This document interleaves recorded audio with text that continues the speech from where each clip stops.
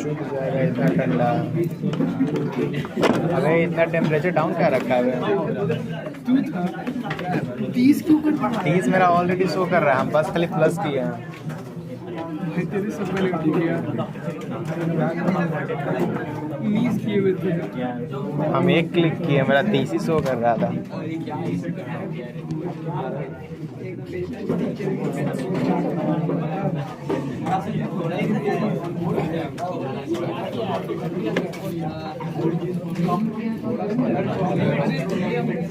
नहीं नहीं नहीं नहीं, अबे चूतिया नहीं कनेक्ट है।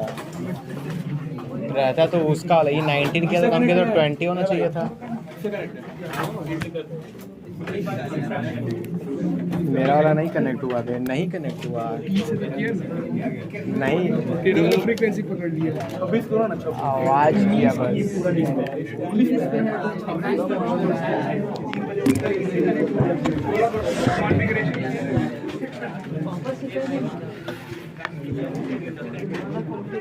बढ़ा दो, रुक ना, कॉपी में निकालते हैं।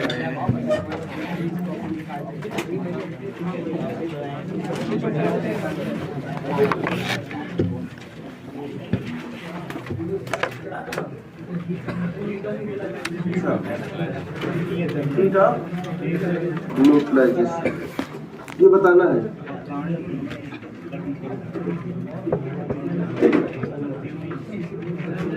ये ज़्यादा है, इससे तो ज़्यादा है।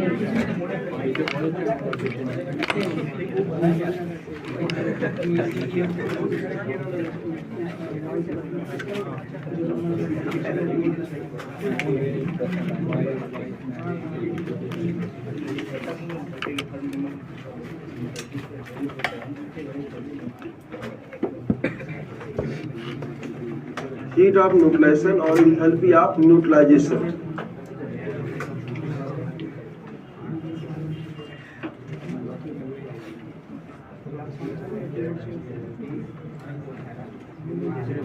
फैन स्पीड बढ़ा दिया, गर्मी लग रहा है, कपड़ा खोल के नहीं। इसे कहते हैं न्यूट्रलाइजेशन। Means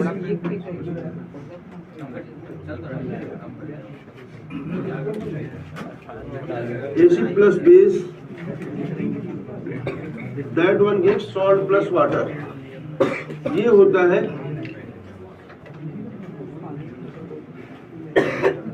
neutralisation.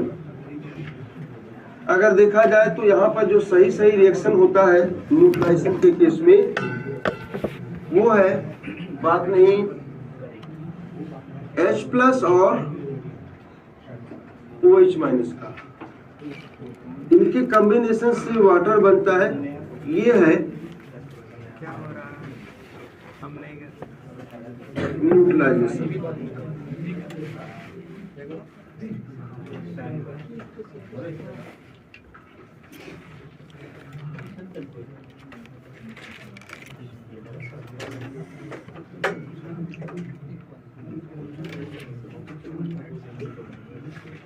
देखो, इंथैल्पी ऑफ न्यूट्रलाइजेशन या हीट ऑफ न्यूट्रलाइजेशन पर मोल डिफाइन ना करके पर इक्विवेलेंट डिफाइन करते हैं। तो नोट कर लीजिए, इसे डिफाइन कर लेते हैं कि enthalpy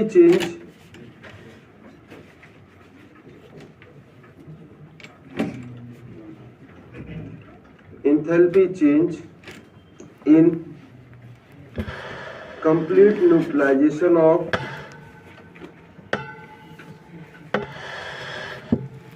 enthalpy change in complete neutralization of one equivalent acid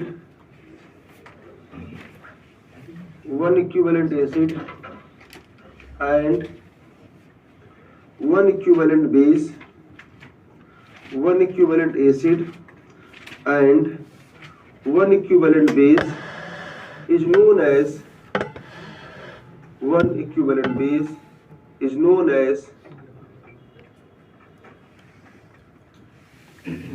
enthalpy of neutralization, is known as enthalpy of neutralization.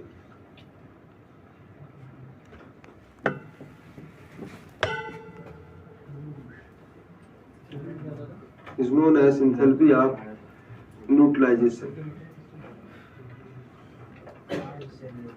यहाँ पर रिएक्शन होगा acid plus base give salt plus water. Acid होना चाहिए 1 इक्विवेलेंट, बेस होना चाहिए 1 इक्विवेलेंट। तो इसका जो डेल्टा H नॉट होगा that one is enthalpy of neutralization of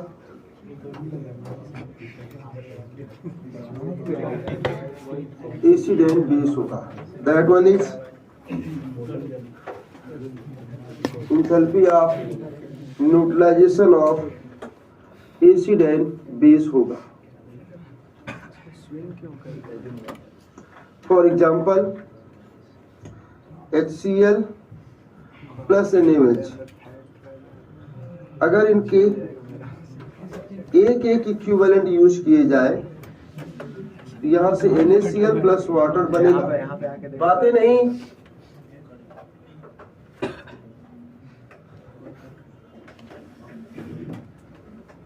ये हुआ enthalpy of neutralization of HCl and NaOH। Similarly इसी की जगह आपने H2SO4 ले लिया या कैल्शियम हाइड्रोक्साइड ले लिया, इससे कोई फर्क नहीं पड़ता। CaSO4 प्लस 2H2O, बस इनके 1 इक्विवेलेंट होनी चाहिए। इसका जो डेल्टा H नॉट होगा उसे हम enthalpy of neutralization of H2SO4 CaOH whole twice कहेंगे।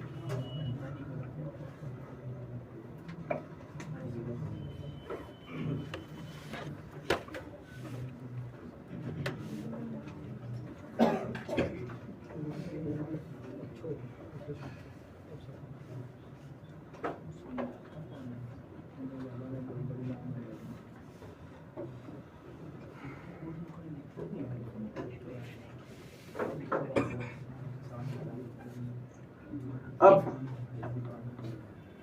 Strong acid and strong base का जो इंथैल्पी ऑफ न्यूट्रलाइजेशन होता है वो फिक्स होता है। सभी स्ट्रॉन्ग एसिड एंड बेस का इंथैल्पी ऑफ न्यूट्रलाइजेशन 13.7 होता है। एक और important point, enthalpy of neutralization ये नेगेटिव होता है, ऑलवेज एक्सोथर्मिक, हमेशा हीट निकलेगी।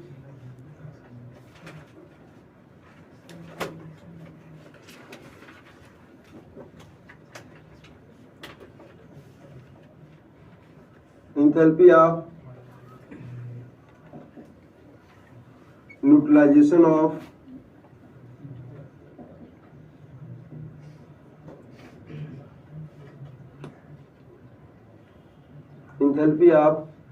neutralization of strong acid and strong base are fixed and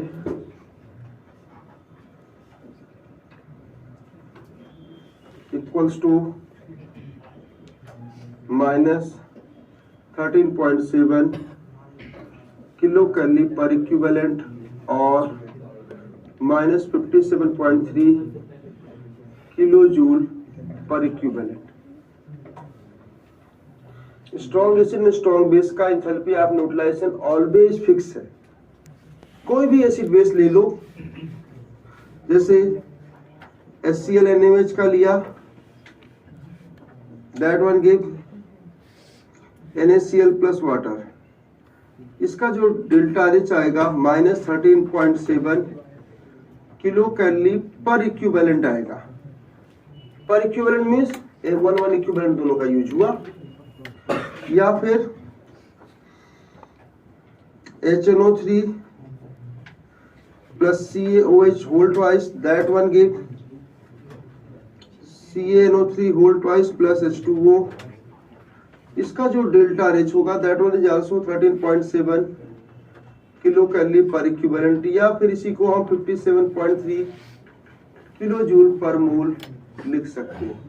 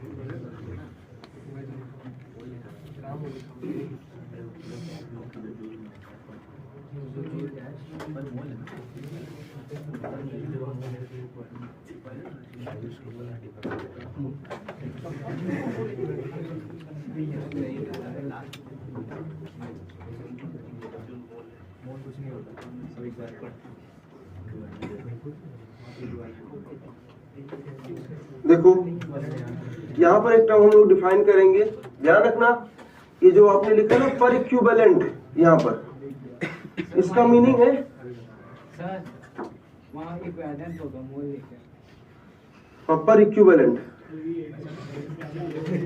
ठीक है।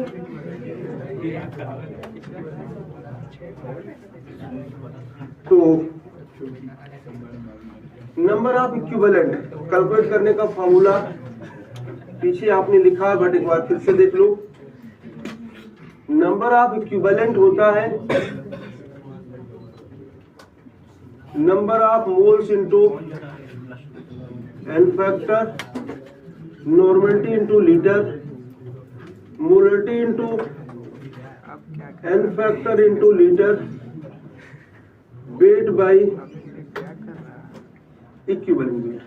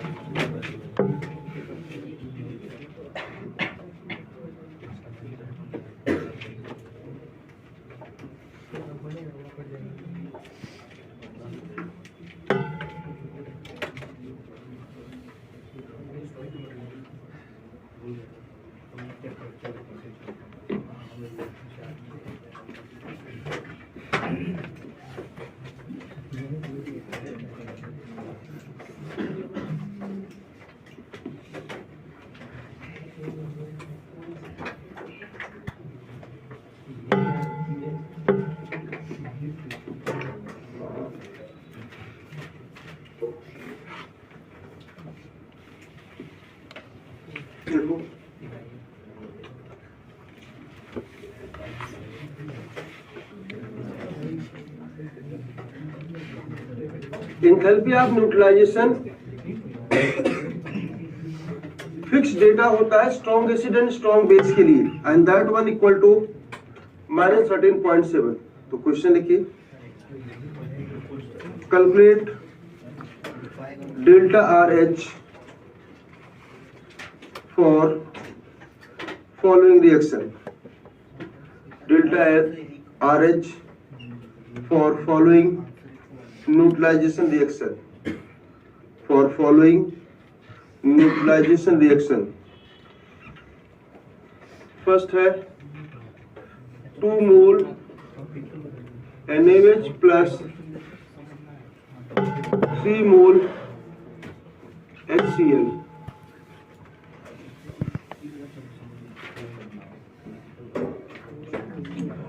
4 मोल HCl प्लस 3 मोल CaOH whole twice,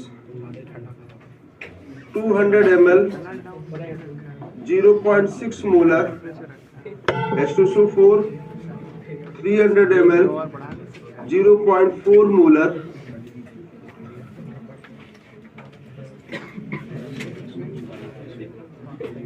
CaOH whole twice.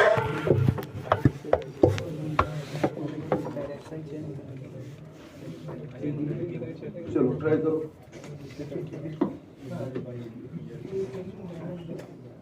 उसकी जरूरत नहीं है। इक्विवेलेंट लिख रहे हो तो आप बैलेंस लिखना चाहते हो तो बैलेंस लिख सकते हो करके, बट उसकी जरूरत नहीं है। चलो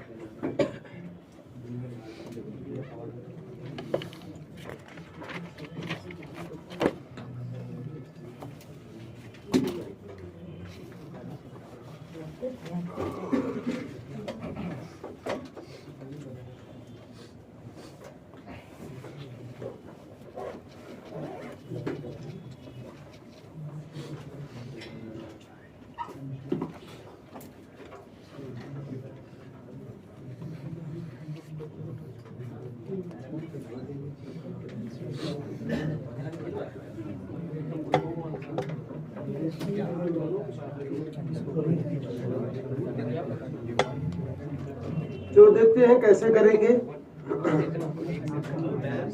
देखो NaOH प्लस HCl रिएक्ट करेंगे तो NaCl प्लस वाटर बनता है। इसका डेल्टा RH होता है -13.7 किलो कैलोरी पर इक्विवेलेंट। एक इक्विवेलेंट का इतना हीट निकलता है। NaOH का कितना मोल है 2, तो 2 × 1 इक्विवेलेंट इसका हुआ और 3 × 1 इक्विवेलेंट इसका हुआ। NaOH Lr हो जाएगा और ये एक्सेस रिएजेंट। Lr का मीनिंग लिमिटिंग रिएजेंट। इसका 2 इक्विवेलेंट था, 2 इसका कंज्यूम हुआ। इसका 3 इक्विवेलेंट था, इसका 2 कंज्यूम हुआ। तो रियल रिएक्शन 2 इक्विवेलेंट का है।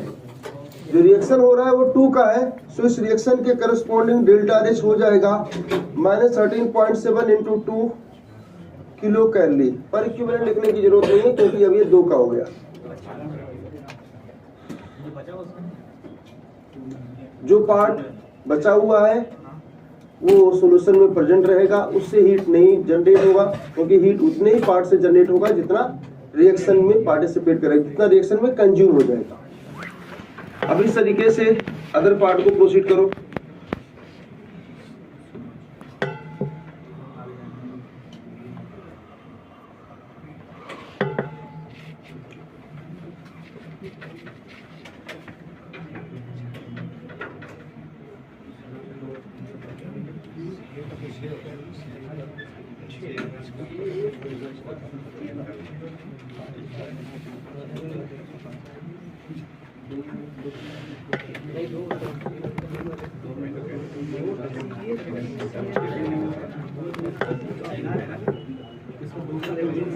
बातें मत करो।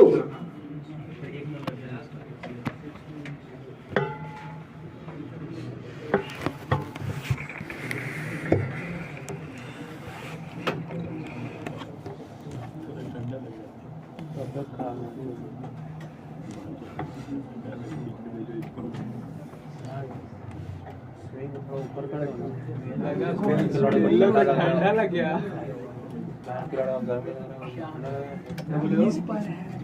गर्मी तुम्हें को लग रहा है ना गर्मी लग रहा है ठंडा लगेगा तो कनेक्ट किए बंद हो गया वो मार खाएगा बता रहे हैं देखो ना सुन लियो तो बढ़िया सुना तो बता रहे लसन में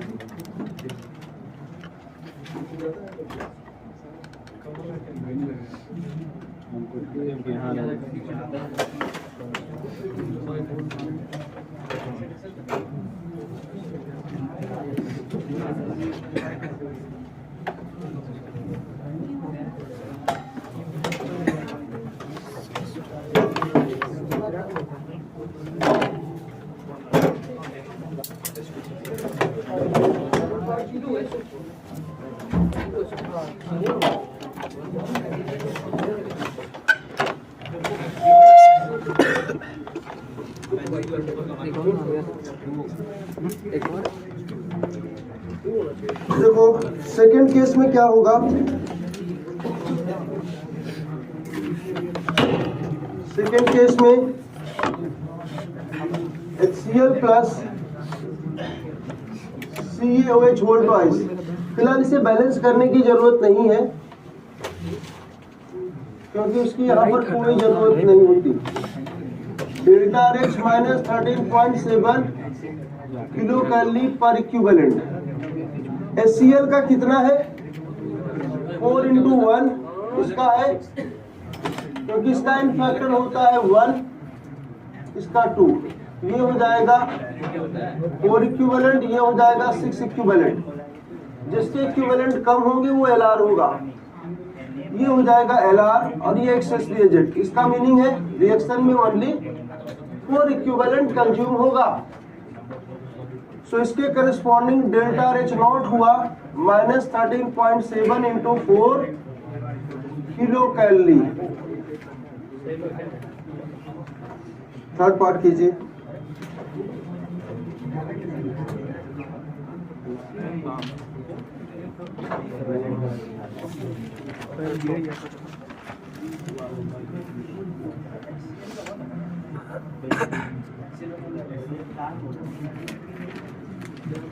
थर्ड पार्ट कितने बच्चों ने कर लिया?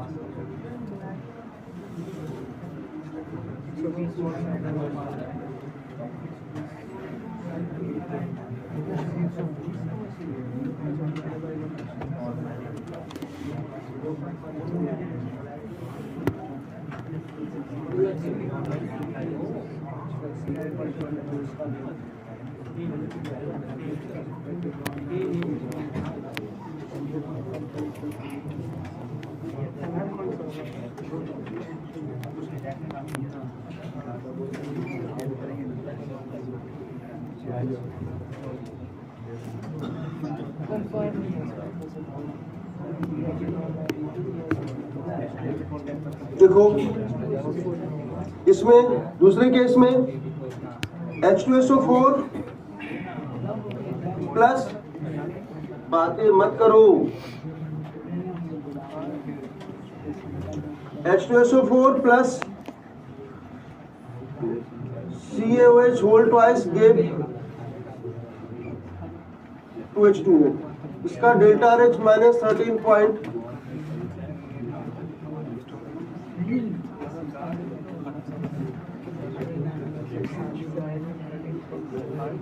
अब देखो यहाँ रिएक्शन कितने कितने का हो रहा है, 0.2 इंटू 0.6 इंटू 2, 0.3 इंटू 0.4। यहाँ हमने यूज किया molarity into N factor into volume in litre, normality into volume in litre. ये हुआ 0.24 इक्विवेलेंट और ये हुआ 0.12 इक्विवेलेंट। तो जो कम होगा वो LR होगा। सो डेल्टा RH क्या बनेगा, minus 13.7 into 0.12 kilo calorie per equivalent. हाँ जी, कितने बच्चों को समझ आ गया इंथैल्पी ऑफ न्यूट्रलाइजेशन निकालना? अब इसी को हम एक दूसरे फॉर्मेट में करते हैं, सेम क्वेश्चन।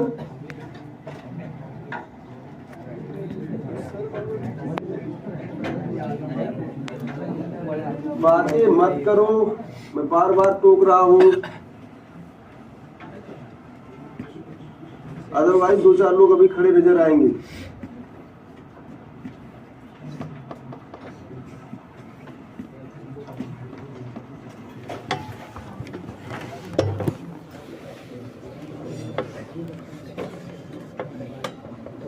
देखिए नेक्स्ट क्वेश्चन है,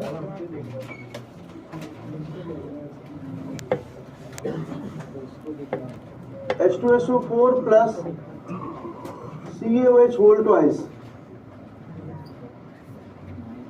give CaSO4 plus H2O, इसका डेल्टा रेच है -x किलो जूल, और रिएक्शन कितने का हुआ? 400 ml 0.6 मोलर, 500 ml 0.8 मोलर का। इनको मिक्स किया गया तो ये x किलो जूल हीट निकली। Calculate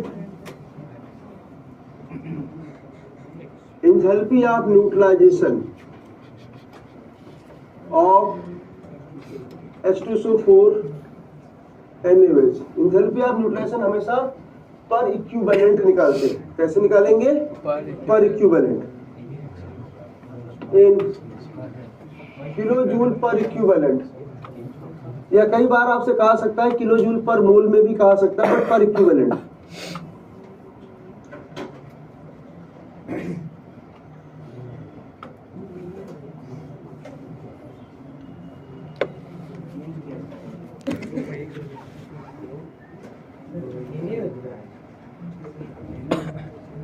No beta, CaOH.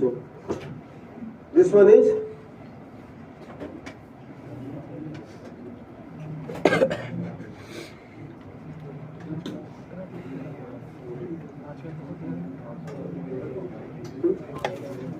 X के टर्म्स में आएगा।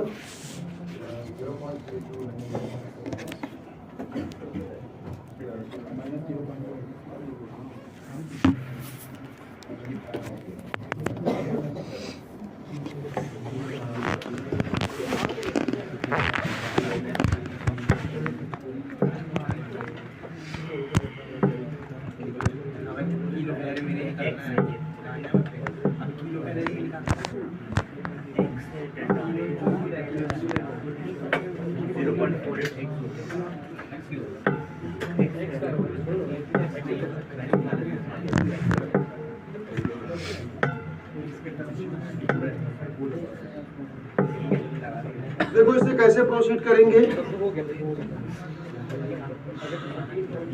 देखिए H2SO4 plus that one give CaSO4 plus H2O, इसका डेल्टा एच है -x किलो जूल, लेकिन कितने रिएक्शन का? 0.4 into 0.6 into 2, 0.5 into 0.8 into 2, 0.48 कितना हुआ? 0.80। ये तो LR हुआ, मीन्स रिएक्शन इतना हुआ। तो आप ये कहोगे 0.48 इक्विवेलेंट एसिड बेस के corresponding delta RH -x kilo joule है, तो फिर 1 इक्विवेलेंट के करस्पॉन्डिंग कितना होगा? इसके लिए डेल्टा RH हो जाएगा -x by 0.48 kilo joule per equivalent, unitary method use करके। आपको किलो जूल पर इक्विवेलेंट निकालना था, इतने से इतना निकला तो 1 से कितना निकलेगा? That one is enthalpy of neutralization. कितने बच्चों को समझ में आ गया है? इस टाइप के क्वेश्चंस पूछे जाते हैं।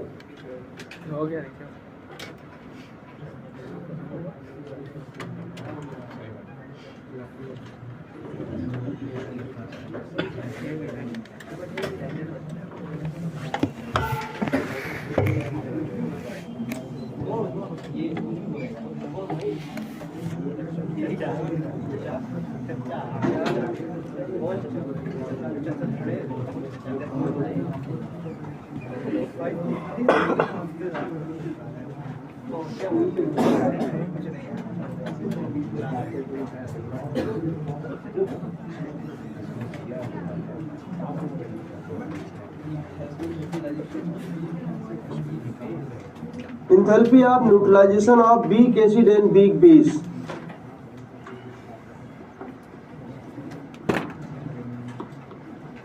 Enthalpy of neutralization of weak acid and weak base.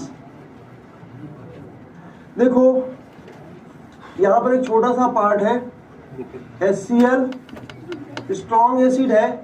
जब हम इसको वाटर में ऐड करते हैं तो ये H प्लस और Cl माइनस में ब्रेक होता है और इसका होता है 100% डिसोसिएशन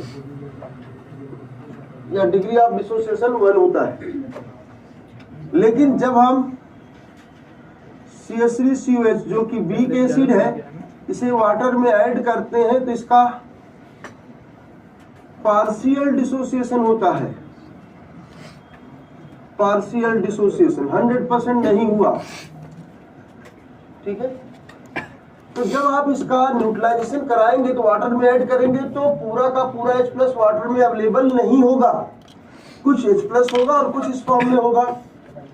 जितना H प्लस रिलीज हुआ है उतना H प्लस OH माइनस से रिएक्ट कर जाएगा, उस न्यूट्रलाइजेशन से कुछ हीट निकलेगी।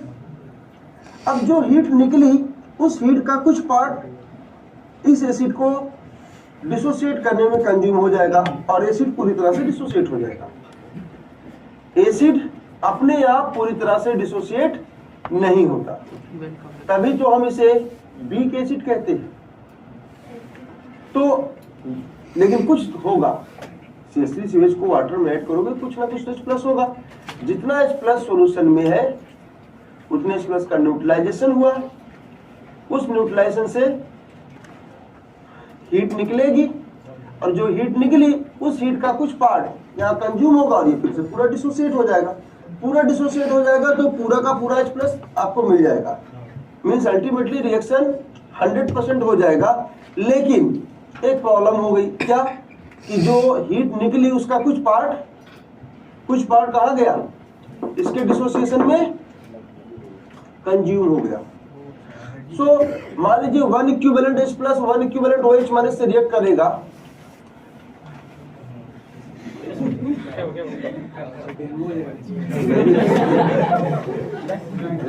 सर को मुझसे परेशान कोई भरोसा नहीं है, डेंगू वाले बहुत घूम रहे हैं आजकल। मुझे बताइए, मैं भगा दूंगा सर। देखो तो अब अगर हम ध्यान से देखिए H प्लस 1 इक्विवेलेंट ले, OH माइनस 1 इक्विवेलेंट ले, इससे वाटर बनेगा। इसका जो डेल्टा RH होता है -13.7 किलो कैलोरी होता है। मीन्स एक इक्विवेलेंट H प्लस एक इक्विवेलेंट OH माइनस। देखिए एसिड में HCl Cl माइनस का कोई रोल नहीं है, NaOH में Na प्लस का कोई रोल नहीं है। जो हीट निकलता है वो तो इससे निकलता है। तो CH3COH में ये हमारे काम का नहीं है, H प्लस काम का है। तो 1 equivalent H plus 1 equivalent OH minus से रिएक्ट किया तो हीट तो 13.7 निकलेगा। 1 equivalent H plus 1 equivalent OH minus से रिएक्ट किया तो हीट 13.7 ही निकलेगा।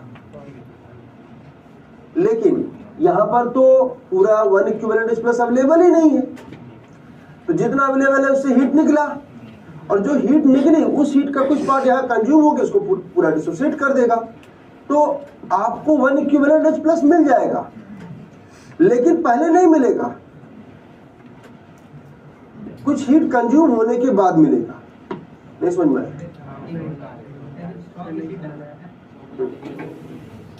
स्ट्रॉन्ग एसिड स्ट्रॉन्ग बेस डालोगे तो 1 equivalent H plus 1 equivalent OH मेरे सॉल्यूशन में होगा, रिएक्शन में 13.7 मिल गया। तभी तो स्ट्रॉन्ग कहते हैं।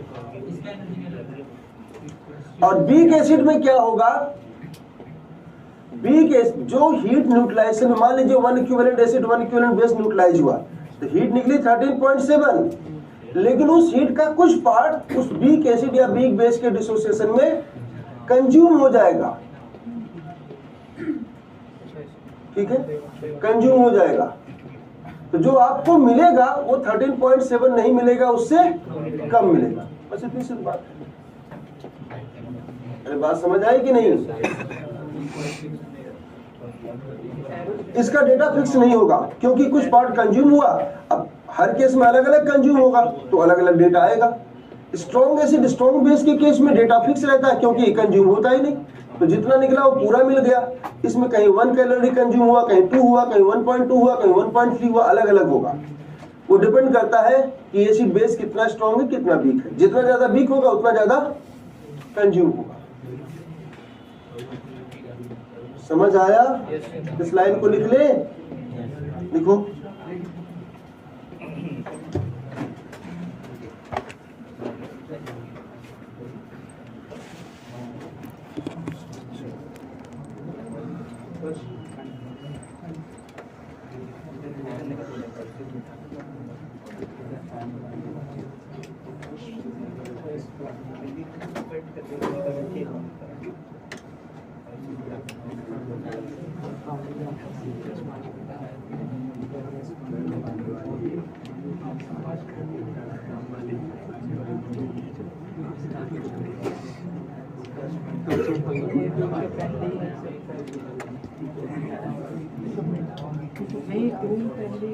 देखिए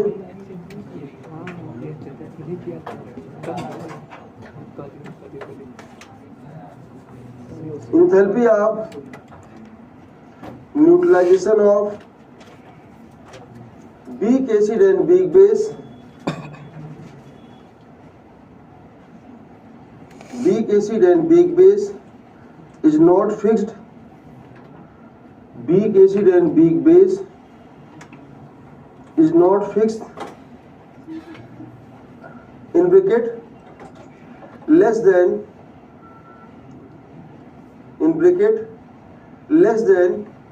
minus 13.7, less than minus 13.7 bracket close, due to consumption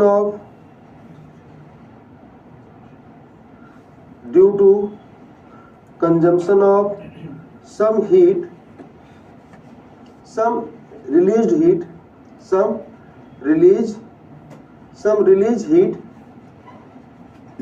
in dissociation of weak acid or weak base, in dissociation of weak acid and weak base.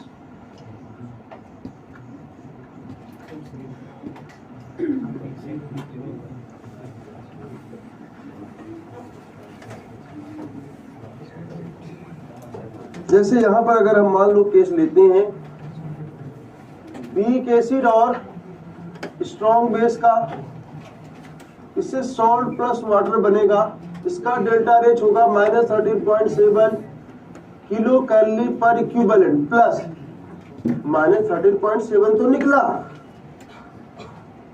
क्योंकि हमने इनका 1 इक्विवेलेंट यूज किया था, बट रिलीज हीट का कुछ पार्ट जो weak acid है उसके डिसोसिएशन में चला जाएगा, तो डेल्टा रेच जो है वो 13.7 से कुछ कम आएगा। वो रिलीज हुआ प्लस साइन है तो एब्जॉर्ब हो गया। दूसरा, मान लो अगर हमने दोनों को वीक ले लिया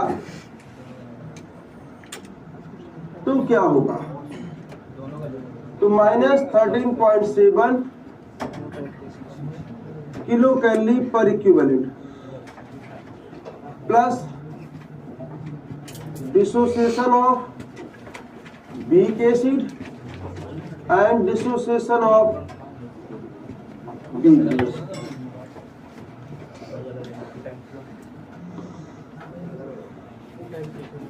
कुछ वीक एसिड में लगेगा, कुछ वीक बेस में लगेगा, तो जो हीट मिलेगी वो 13.7 से कुछ कम मिल जाएगी।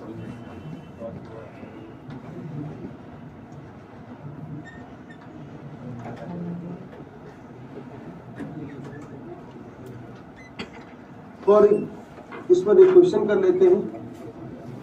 ये क्वेश्चन लिखना समझ में आया कि नहीं? जितने कंपोनेंट वीक होंगे उनके डिसोसिएशन में कुछ हीट लग जाएगी, उसको ऐड करना है।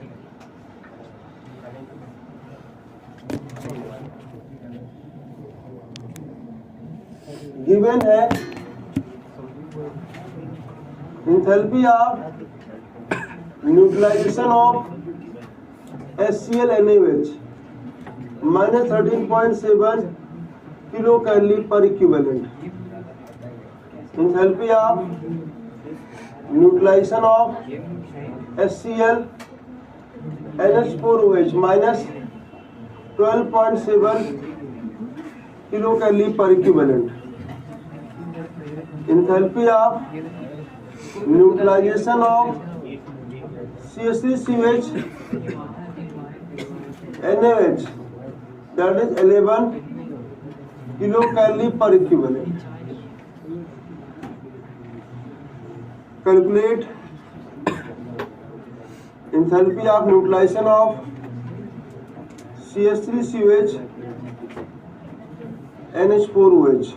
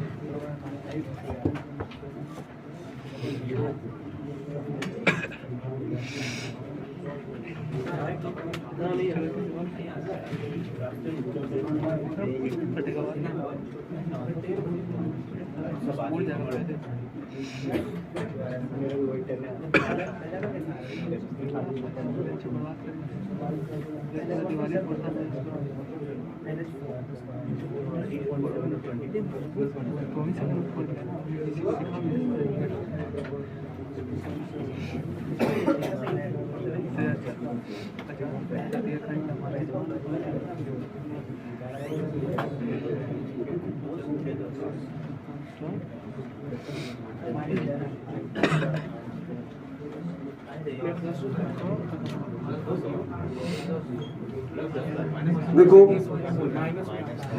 सबसे पहले रिएक्शन लिखेंगे HCl प्लस, अब बातें मत करो, ध्यान से देखो, NH4Cl plus H2O, delta H इसका दिया है -12.7, ये होगा -13.7, डिसोसिएशन ऑफ NH4OH। यहाँ से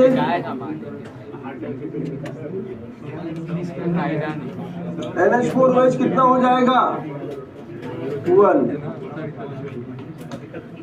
CH3CH के डिसोसिएशन में जो हीट लगा नो, NH4OH में वो 1 है। दूसरा रिएक्शन लिखो, CH3CH प्लस NaOH, ये CH3CONA प्लस H2O, इसका डेल्टा H दिया है -11, 13.7, डिसोसिएशन CH3CH का। तो यहां से डिसोसिएशन ये आ जाएगा 2.7। अब जब आप रिएक्शन CH3COH एंड NH4OH का कराएंगे,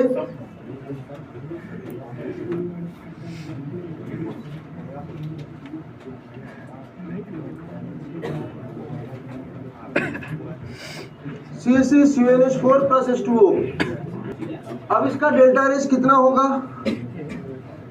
-13.7 प्लस डिसोसिएशन CH3COH का प्लस डिसोसिएशन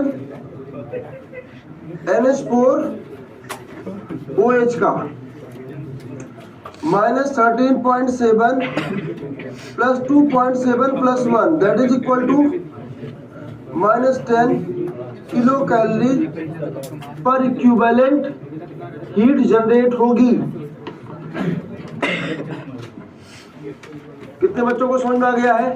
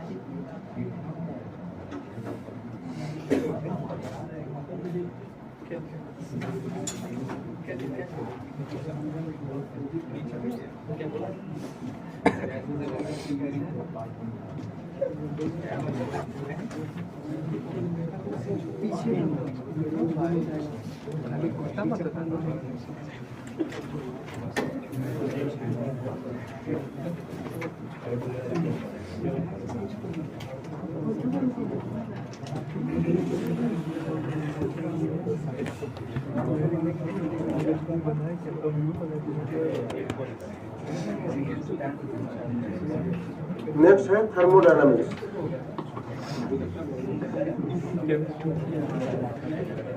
थर्मोकेमिस्ट्री हो गया, थर्मोडायनामिक्स। वैसे तो एनसीईआरटी में दोनों एक ही हैं, बट मॉड्यूल में अलग अलग दिया है। तो थर्मोडायनामिक्स के लिए एक important point, all thermodynamic laws are applicable for closed system, means n हमेशा कांस्टेंट रहेगा। क्लोज सिस्टम का मीनिंग है अमाउंट कांस्टेंट रहेगा, और यहां पर अमाउंट का मीनिंग नंबर ऑफ मोल से होता है।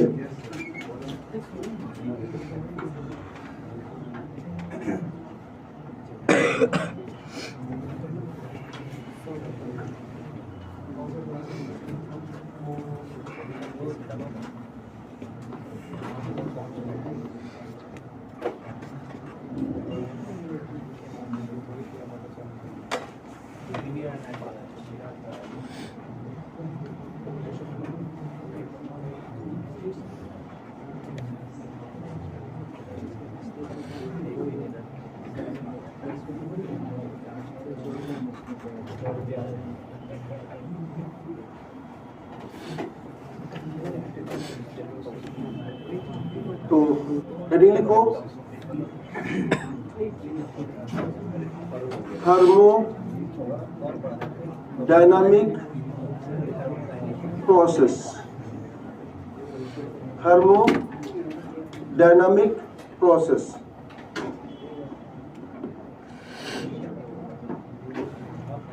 फर्स्ट है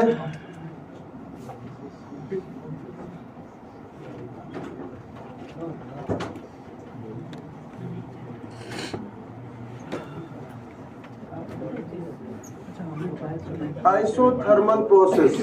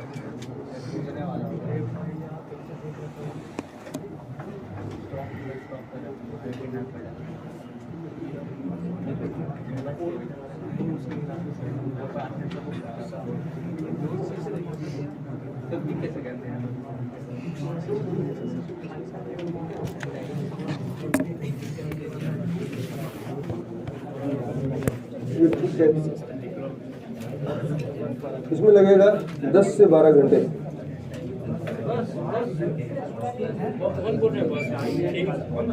अभी भी 10 से 12 घंटे टाइम लगेगा।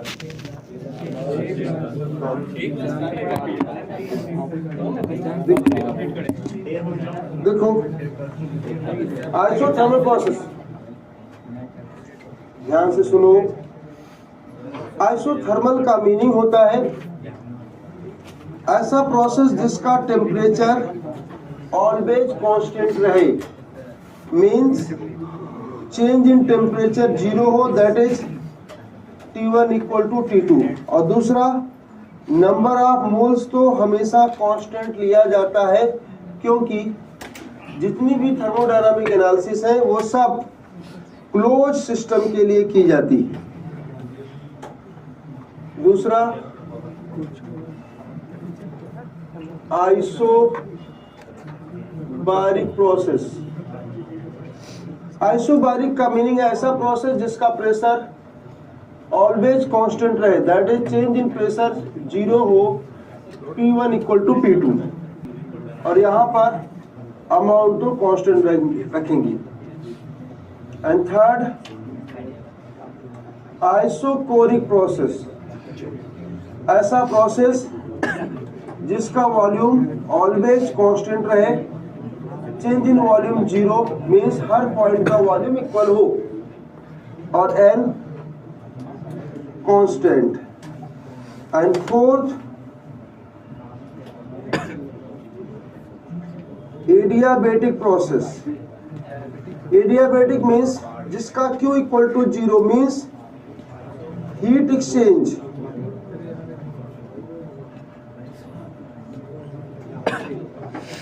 इक्वल टू 0 हो, और n तो कांस्टेंट चाहिए ही। अगर सिस्टम एंड सराउंडिंग के बीच हीट एक्सचेंज 0 हो तो उसे एडियाबेटिक प्रोसेस कहेंगे।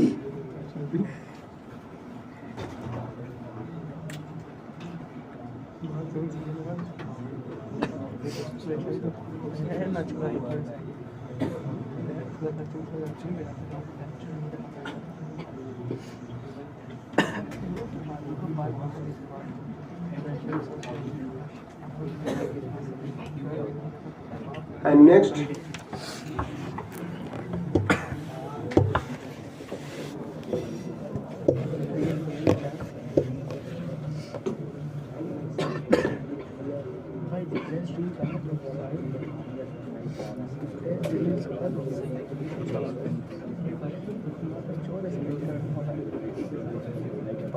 बातें नहीं,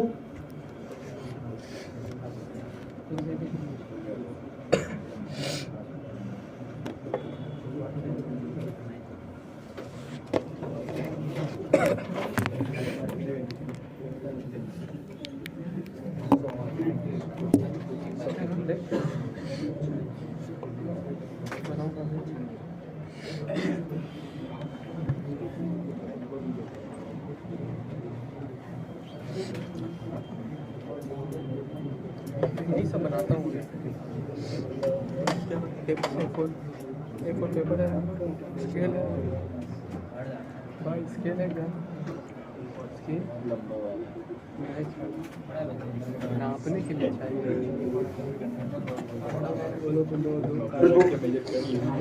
साइक्लिक प्रोसेस। साइक्लिक प्रोसेस ऐसे प्रोसेस को कहते हैं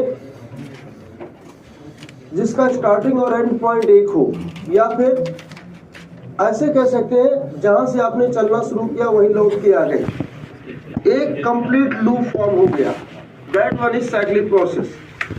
means initial state equal to final state, या फिर आप कह सकते हैं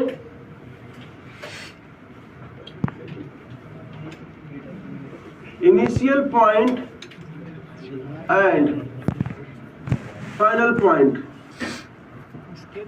नॉट नोन। जिसका इनिशियल और फाइनल पॉइंट हमें मिले ही ना, कहां से प्रोसेस शुरू हुआ, कहां से कहां पर एंड हो रहा है, तो हम उसे साइक्लिक प्रोसेस कहेंगे। क्यों? क्योंकि पूरा एक लूप बन जाता है।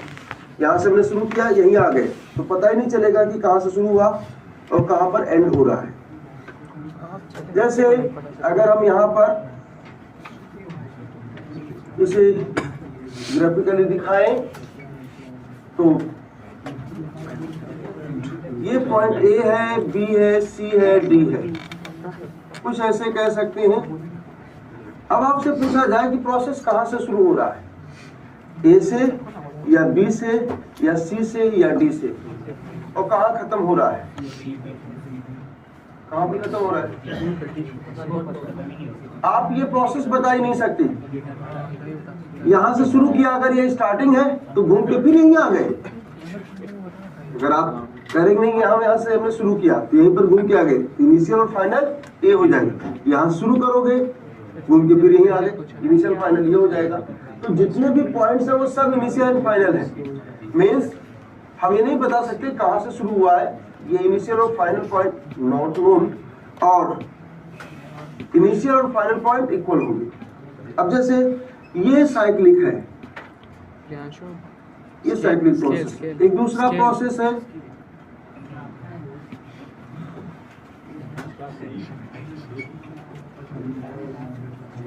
ए से बी, सी ड्राइंग सी से डी। अब इसका स्टार्टिंग पॉइंट क्या है और एंड पॉइंट क्या है?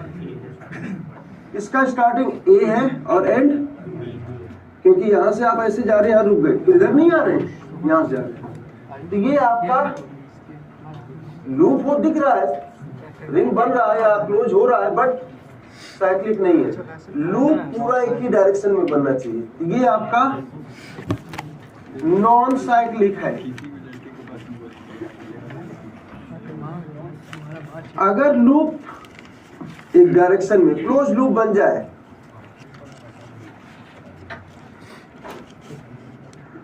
अब यहां पर लूप बनने के लिए जरूरी नहीं है कि प्रोसेस जो है कुछ ऐसा हो। अब अगर हम इसको ऐसे बनाएं,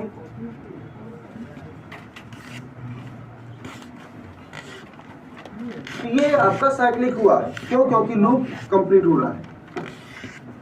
ये मैटर नहीं करता कि वो लिनियर है या फिर कर्व है, कैसा है, इससे फर्क नहीं पड़ता। This one is cyclic process. तो साइक्लिक प्रोसेस उसे कहते हैं जिसका स्टार्टिंग और एंड पॉइंट एक ही हो।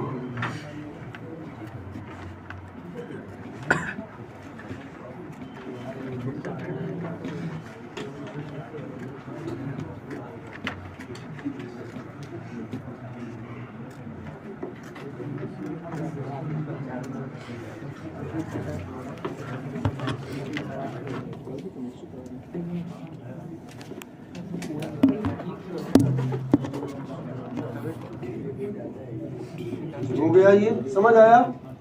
अब देखो साइक्लिक प्रोसेस के लिए अगर आप निकालोगे तो इनिशियल और फाइनल एक ही है। साइक्लिक प्रोसेस में अगर हम यहां कहें कि जैसे हम साइक्लिक प्रोसेस में क्या है, ये पॉइंट ए है, ये पॉइंट बी है। तो ए जो है अगर हम कहें इनिशियल स्टेट, तो क्या है? ए है। फाइनल स्टेट क्या है? ये भी ए है। तो अगर हम यहां चेंज निकालें, मान लो डेल्टा यू निकालते हैं, तो U A minus U A क्या आ जाएगा? 0। डेल्टा एच निकालते हैं, एच ए माइनस एच ए 0। तो जितने भी स्टेट फंक्शन है, अगर हम यहां पर डेल्टा कैलकुलेट करें किसका? स्टेट फंक्शन का, ये 0 आएगा for cyclic process. For cyclic process इस पार्ट को एक दूसरे तरीके से दिखाया जाता है, ऐसे ही। इसका मीनिंग है साइक्लिक प्रोसेस। सर्कल बना दिया गया है, साइक्लिक प्रोसेस। इंटीग्रेशन अगर हम du निकालते हैं तो 0 आता है। जितने भी स्टेट फंक्शन है उनका साइक्लिक इंटीग्रेशन 0 होता है। इसको साइक्लिक इंटीग्रेशन कहते हैं, या साइक्लिक प्रोसेस का इंटीग्रेशन। या आप कह सकते हो कि ये जो आप इंटीग्रेशन कर रहे हैं, इंटीग्रेशन में लिमिट लगाते हैं ना, फाइनल माइनस इनिशियल लिखते हैं। जैसे इसे आप लिखोगे तो क्या लिखते हैं? अब यहाँ ए से जा रहे हैं और ए पर ही एंड हो रहा है, क्या बनता है? H A minus H A, that one equal to 0। तो that is the meaning of cyclic integration. Integrate करते हैं डीएच को तो एच होगा, जैसे डीएक्स का इंटीग्रेशन एक्स होता है।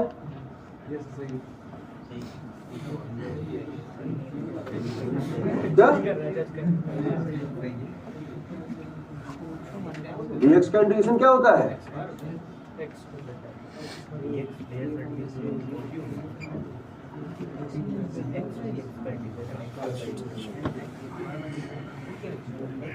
और डीएक्स का डिफरेंशिएशन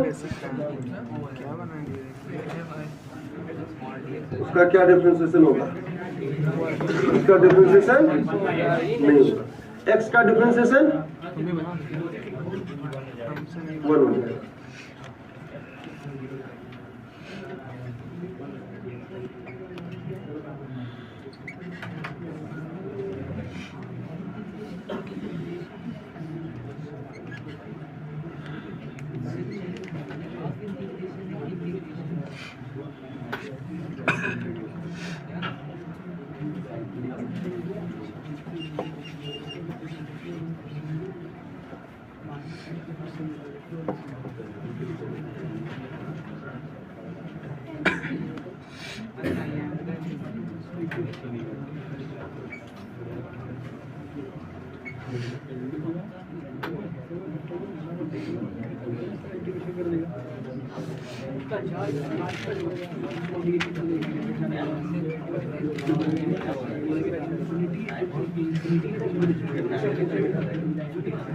नेक्स्ट देखो, reversible and irreversible process.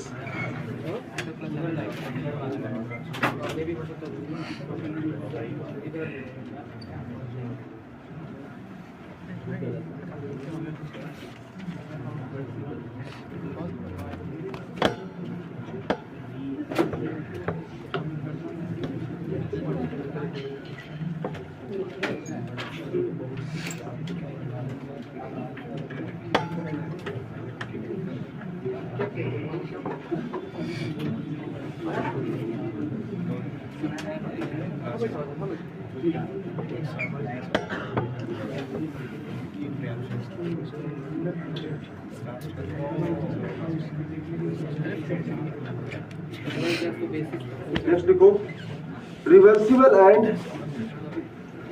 Irreversible process.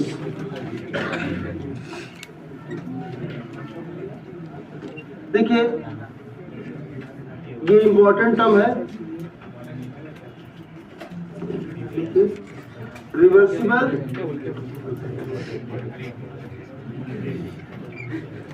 And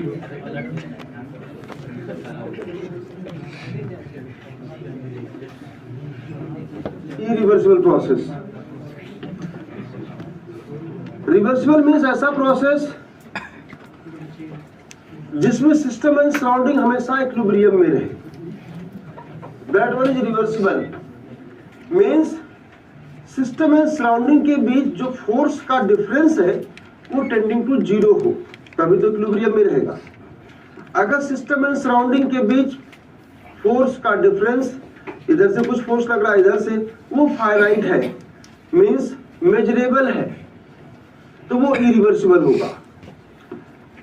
reversible means दोनों के बीच जो फोर्स है वो डीएफ लग रहा है, या फिर या तो हम लोग फोर्स यूज नहीं करते हैं, उसकी जगह प्रेशर यूज किया जाता है, तो डीपी लग रहा है। अगर सिस्टम एंड सराउंडिंग के बीच प्रेशर का डिफरेंस डीपी है तो रिवर्सिबल। डीपी का मीनिंग है डिफरेंस ही नहीं है, इंटरनल एक्सटर्नल ऑलमोस्ट इक्वल है।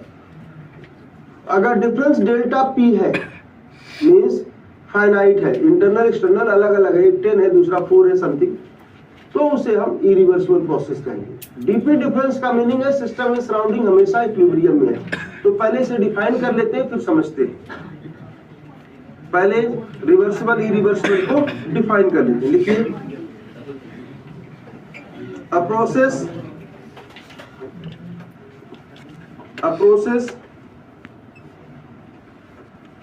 which is carried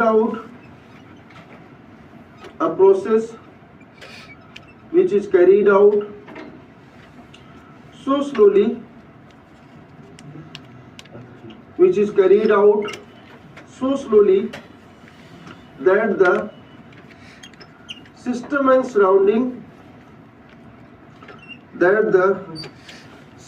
surrounding are always in equilibrium.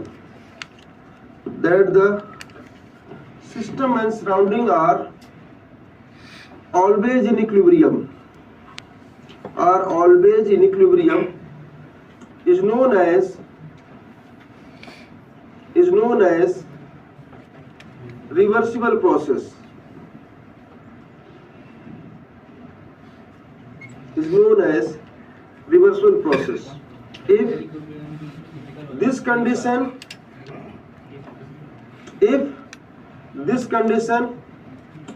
does not satisfied,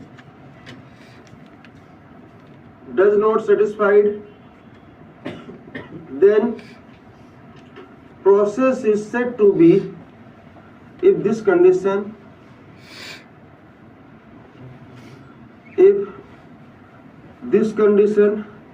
does not satisfied, then process is said to be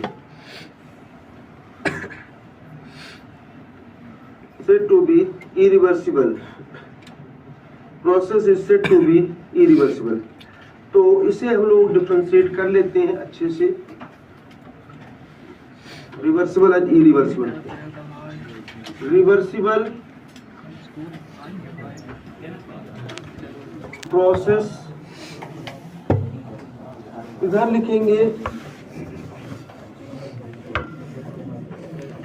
irreversible process.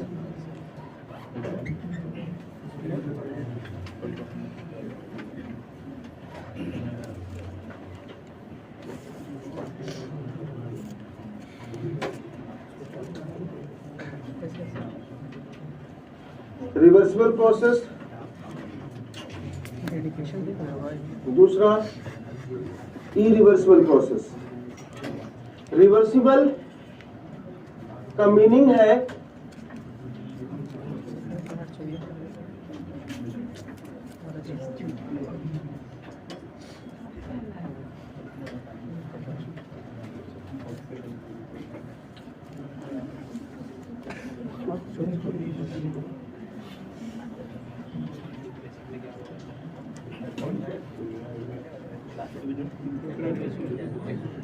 यहाँ पर pressure P internal है, यहाँ पर pressure P external है. P internal P है, या आप ऐसे समझो P इंटरनल 10 है, P एक्सटर्नल 9.99. इसे हम P लिखते हैं और इसे टेक्निकली P माइनस 3P रखते हैं.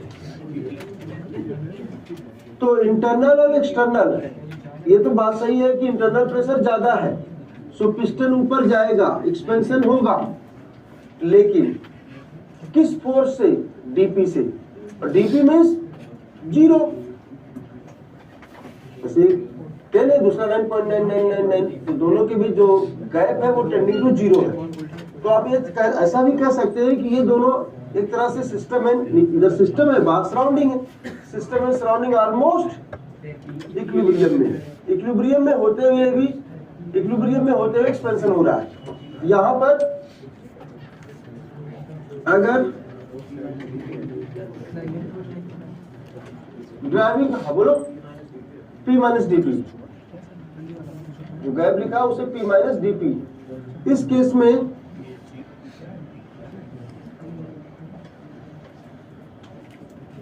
ड्राइविंग प्रेशर कितना है?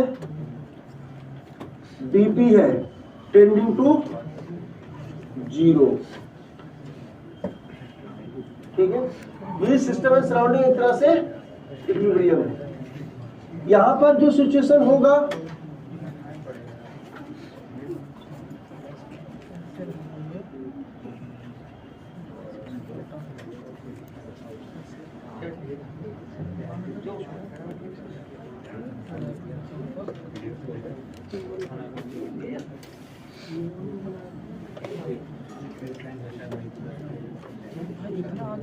P internal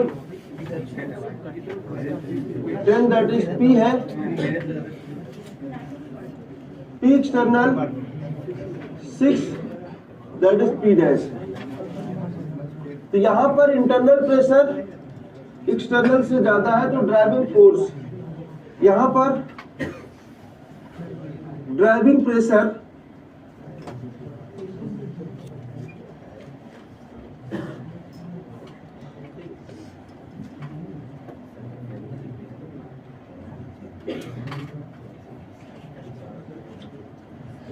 P minus P dash ये फाइनाइट है, जैसे कि यहां निकालेंगे 10 minus 6 that is 4, finite number आएगा। और यहां पर ये जो ड्राइविंग प्रेशर इसे बोलते हैं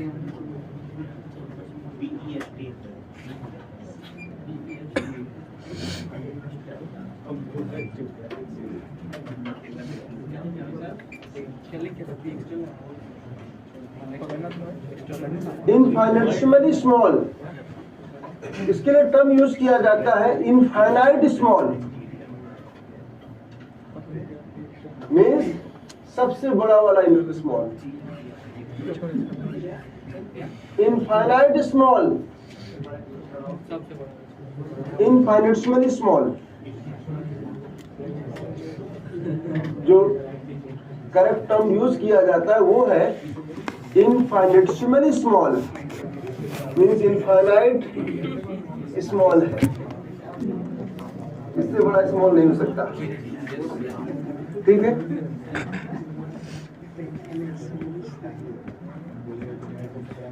दोनों सेम कैसे है? इसके बीच गैप डीपी का है,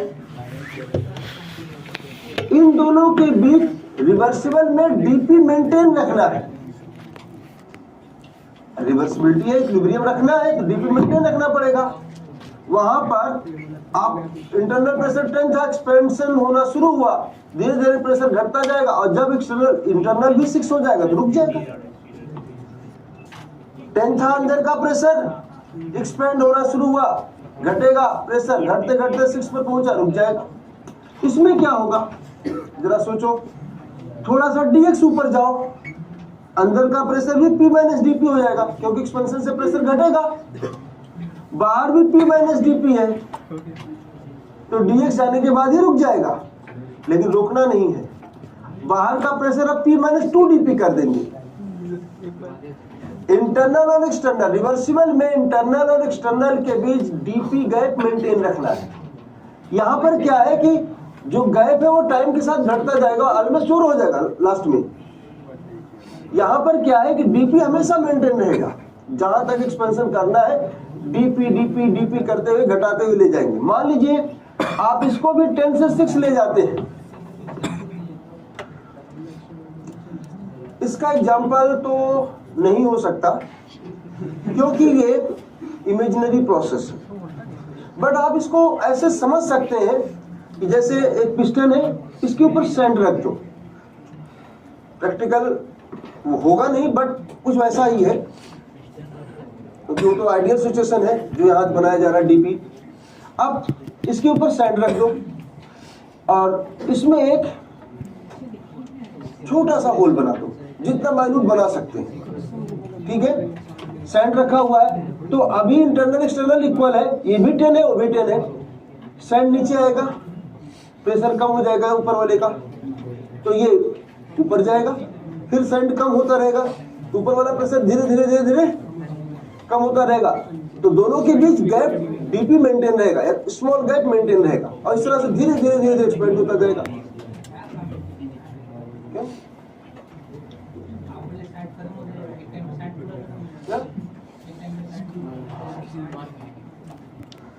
अरे ऐसे सोचो, अभी इंटरनल 10 है, बाहर भी 10 है, आपने होल बना दिया, एक एक मॉलिक्यूल निकल रहा है, तो जो गैप है फोर्स का mg का जो डिफरेंस है वो एक मॉलिक्यूल का डिफरेंस है,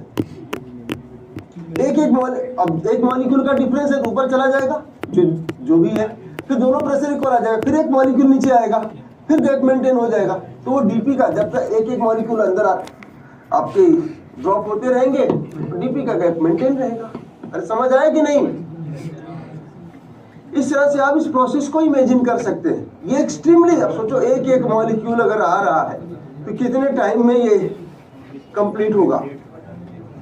तो यहाँ पर इंटरनल और एक्सटर्नल के बीच हमेशा, और इंपॉर्टेंट पॉइंट, जो एक्सटर्नल प्रेशर है वो हमेशा घटता रहेगा। एक एक साइड नीचे आ रहा है, प्रेशर घटता रहेगा। सो यहाँ पर थर्ड पॉइंट, ये कैसा प्रोसेस है?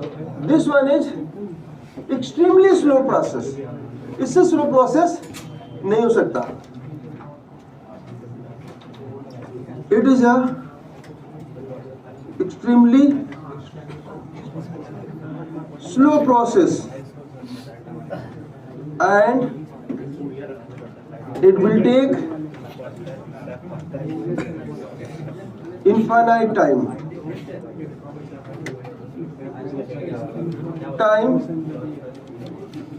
in completion। बात मत करो। This one is,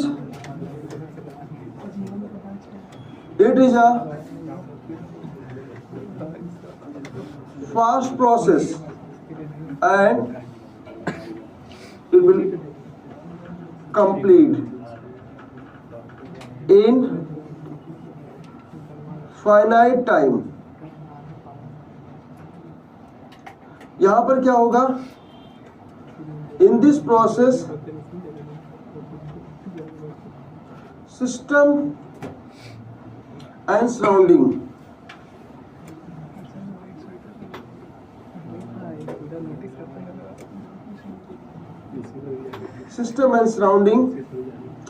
are always in equilibrium, और यहाँ पर there is no equilibrium between system and surrounding।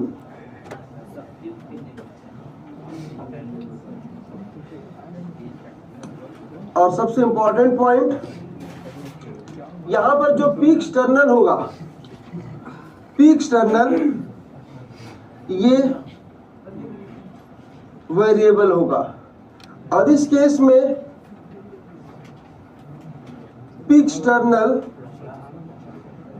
Constant होगा। कैसे पहचानेंगे कि कौन सा इरिवर्सिबल है, कौन सा रिवर्सिबल है? तो जिस भी प्रोसेस का पीक एक्सटर्नल कांस्टेंट है वो आपका इरिवर्सिबल है। जैसे नेचर में जितने भी प्रोसेस होते हैं सब इरिवर्सिबल। मान लीजिए यहाँ पर कुछ हो रहा है तो यहाँ का प्रेशर 1 एटमॉस्फेयर हो तो चेंज ही नहीं होगा। पीक एक्सटर्नल ऑलवेज कांस्टेंट, कुछ भी एक्सपैंड करो, कुछ भी कीजिए। फॉर एग्जांपल यहाँ पर आप कोई भी एक्सप्लोजन होता है कहीं पर, एक्सप्लोजन एक प्रोसेस है। सडन आपने हाई टेम्परेचर जनरेट किया जिससे हाई टेम्परेचर से हाई प्रेशर जनरेट हुआ और गैस एक्सपेंड हुई जिससे एक्सप्लोजन हुआ। लेकिन ये जो एक्सप्लोजन है वो 1 एटमॉस्फेयर के अलाउंग ही हो रहा है, 1 एटमॉस्फेयर के अगेंस्ट ही हो रहा है। तो नेचर में कोई भी प्रोसेस होगा वो सब इरिवर्सिबल है, क्योंकि पीक एक्सटर्नल ऑलवेज कांस्टेंट होता है। तो all natural process are irreversible. But ये जो रिवर्सिबल वाला केस है तो इमेजिनरी केस है। डीपी का गैप आप हमेशा कैसे मेंटेन कर सकते हैं? हाँ, वो सैंड वाला केस अगर आप बना सको, एक एक मॉलिक्यूल ड्रॉप करो तो वो डीपी वाला केस बन जाएगा।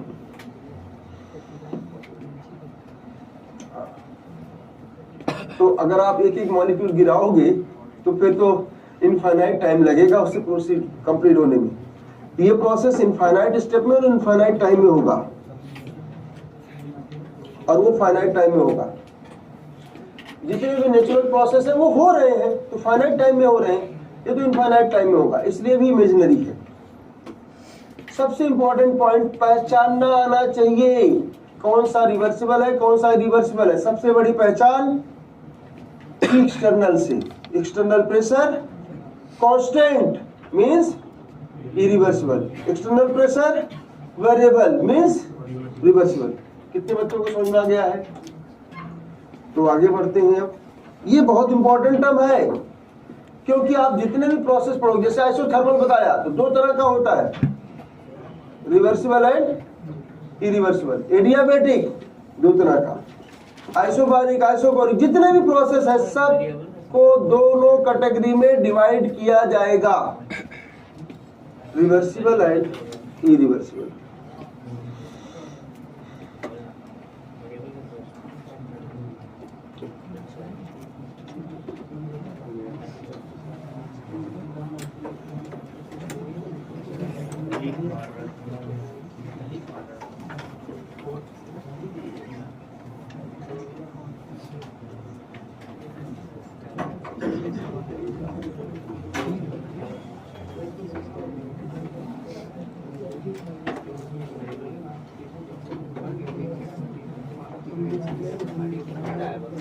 नेक्स्ट देखो फर्स्ट लॉ ऑफ थर्मोडायनामिक्स। फिर से इसे कराएंगे नहीं, बस इक्वेशन लेके आगे बढ़ेंगे। First law of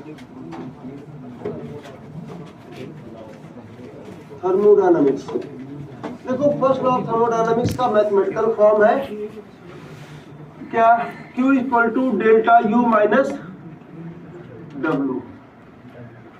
Q equal to delta U minus W।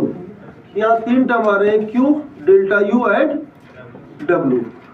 तो इन तीनों टर्म्स को हमें वन बाय वन डिफाइन करना है। तो पहला टर्म है work done. Work done and heat दोनों एनर्जी ट्रांसफर के दो अलग अलग मोड हैं। वर्क डन एंड हीट ये दोनों एनर्जी ट्रांसफर के अलग अलग मोड हैं। सिस्टम एंड सराउंडिंग के बीच एनर्जी का ट्रांसफर दो तरीके से होता है, एक हीट के फॉर्म में और दूसरा वर्क के फॉर्म में। हीट और वर्क में क्या डिफरेंस है? वर्क के लिए आपको स्पेशल अरेंजमेंट करना होता है, वर्क तब होगा जब कुछ कंस्ट्रक्ट करना हो। हीट के लिए तो बस टेम्परेचर डिफरेंस हो तो हीट का फ्लो हो जाएगा। हीट का फ्लो टेम्परेचर डिफरेंस से होता है। और वर्क के लिए अरेंजमेंट चाहिए। फॉर एग्जाम्पल वैसे होता क्या है, सिस्टम एंड सराउंडिंग के बीच जो हीट जा रही होती है उसी हीट का कुछ पार्ट हम लोग यूटिलाइज कर लेते हैं वर्क में। फॉर एग्जाम्पल एक प्रैक्टिकल एग्जाम्पल, जैसे कार का केस अगर कंसीडर करो तो पेट्रोल बर्न होता है, एक कंबशन प्रोसेस है जिससे हीट निकली, फिर उस हीट को हम ट्रांसफर करते हैं और जो हीट जा रही होती है उस हीट को वर्क में ट्रांसफर करते हैं, वर्क में। लेकिन पूरी की पूरी हीट वर्क में नहीं जाती, इसीलिए आपने देखा होगा कि हीटिंग इफेक्ट जनरेट होता है। पूरी हीट वर्क में नहीं ट्रांसफर हुई, अगर पूरा ट्रांसफर हो जाता फिर तो कार में हीटिंग नहीं होती, कूलेंट नहीं यूज करना पड़ता, या जो भी अरेंजमेंट है वो सब नहीं करना पड़ता। बट प्रैक्टिकली ये हो ही नहीं सकता कि पूरी की पूरी हीट वर्क में ट्रांसफर हो सके। वैसे सेकंड लॉ ऑफ थर्मोडायनामिक्स भी यही है कि हीट को 100% वर्क में ट्रांसफर नहीं किया सकता, कोई भी प्रोसेस यूज कर लो। तो वहां पर वर्क के लिए कार को ड्राइव करना कितना सारा अरेंजमेंट लगाना पड़ता है, तब वर्क जनरेट होता है। हीट जनरेट करना बहुत आसान है, हीट जनरेट करना बहुत आसान है। बैटरी खत्म हो गई।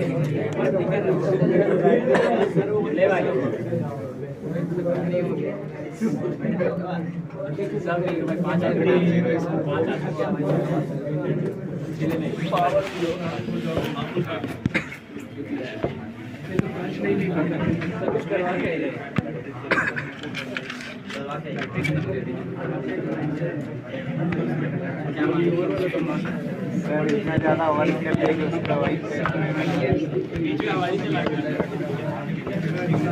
बहुत ज़्यादा वर्क करके एनर्जी खत्म हो गया।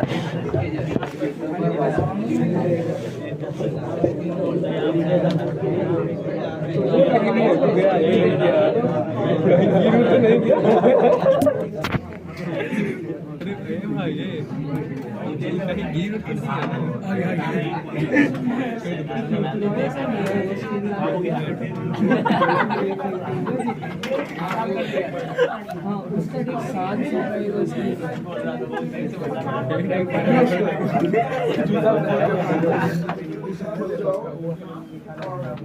अच्छा है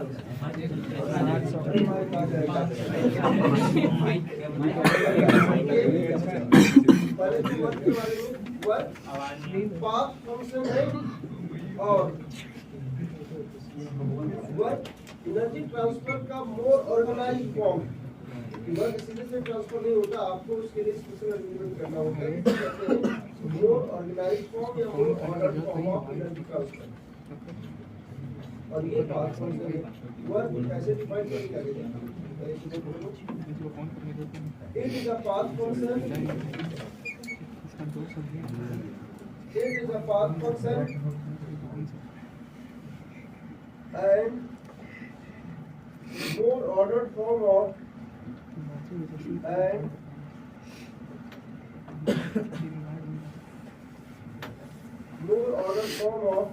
energy transfer.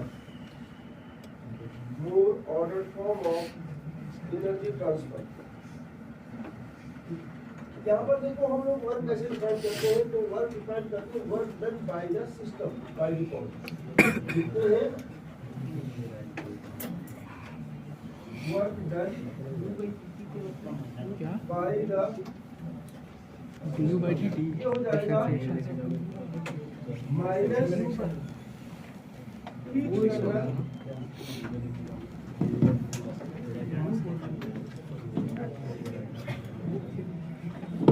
Minus P external.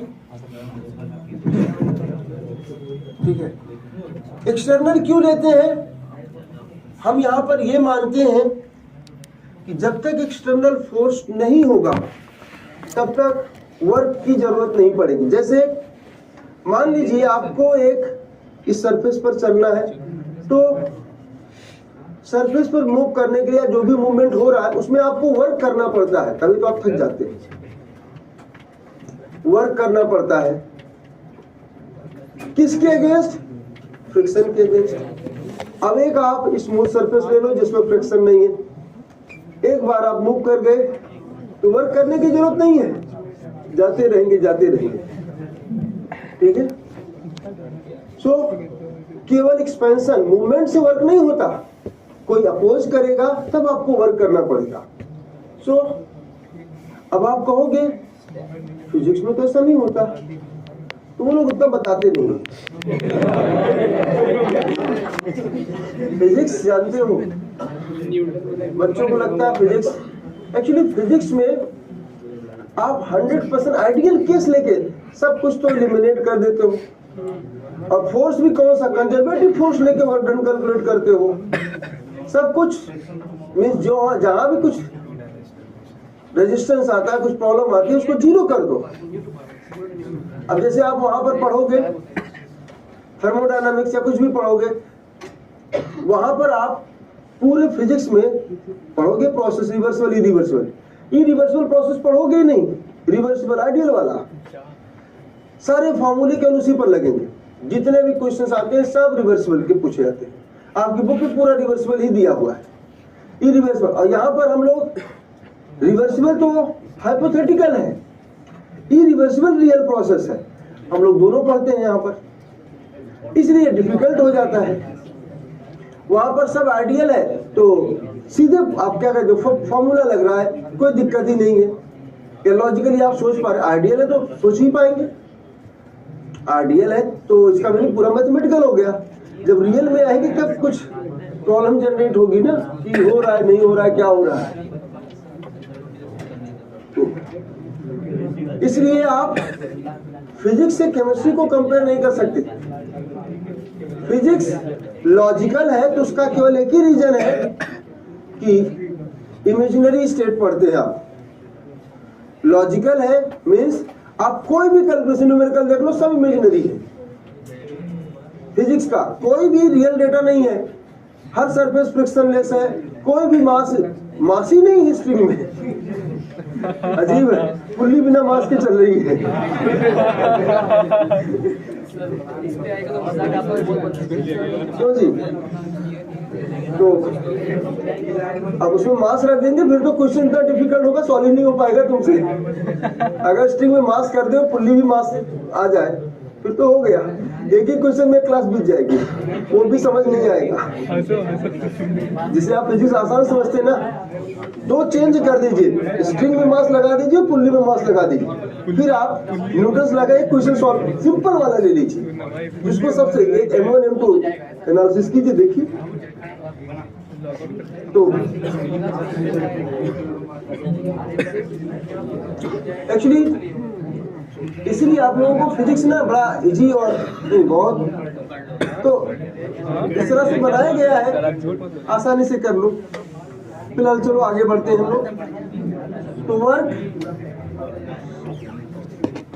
Work done by the system क्या होता है?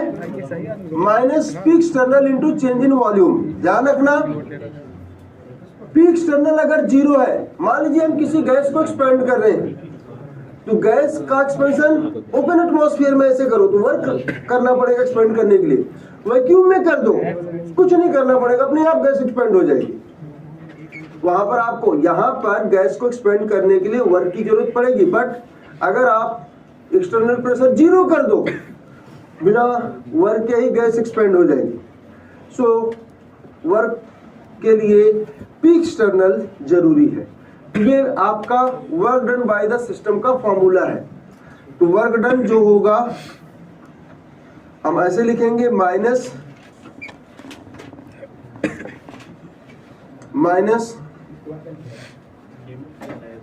P external.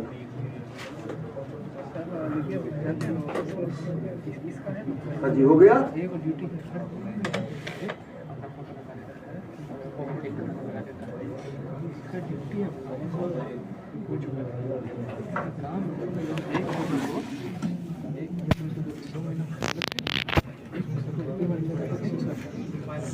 अब वर्क डन के दो केसेस हमें यहाँ पढ़ने हैं। पहला, work done in reversible process, और दूसरा work done in irreversible process. पहला केस,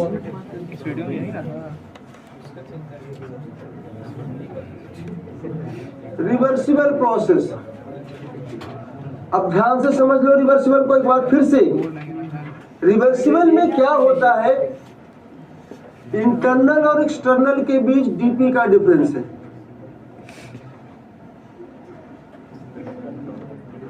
यहां पर है पी इंटरनल और ये है पी एक्सटर्नल। तो प्रोसेस, अगर आप ध्यान से देखो तो P internal that is P almost equal to P external, क्योंकि इनके बीच गैप कितना है, डीपी का, वो तो 0 है। तो रिवर्सिबल में इंटरनल एक्सटर्नल इक्वल ही होता है। वैसे भी कहा ना, एक मॉलिक्यूल का डिफरेंस है, तो ऑलमोस्ट इक्वल हुआ। सो यहां पर वर्क डन क्या होगा, minus P external DB that is equal to minus P external का मीनिंग पी। अब आप इसे इंटीग्रेट कर दो, और ये पी क्या है, पी इंटरनल है। और इंटरनल प्रेशर, ये जो पी इंटरनल होता है, ये एक्चुअली अगर आप यहाँ आइडियल गैस फिल करते हैं तो इससे लिखा जाएगा। और जैसे जैसे गैस एक्सपेंड करेगी, वॉल्यूम बढ़ेगा, पी घटता जाएगा। तो ये इसका फॉर्मूला हुआ। पी एक्सटर्नल की जगह इंटरनल प्रेशर पी लिखेंगे। दूसरा, इरिवर्सिबल प्रोसेस।